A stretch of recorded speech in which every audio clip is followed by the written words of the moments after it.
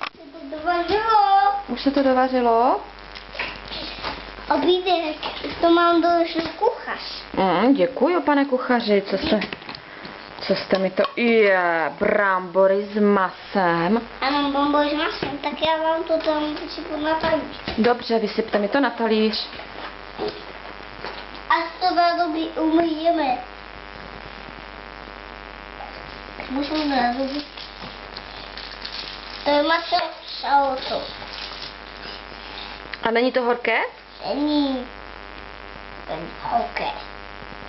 Je to vařící voda. Vařící voda? Postavejte.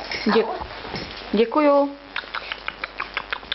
Pane kuchaři, měl jste to výborné. Tak umíte to nádobí.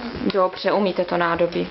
Já budu to dělat tu vidličku umít. Vidličku taky umíte. I nůž, všechno.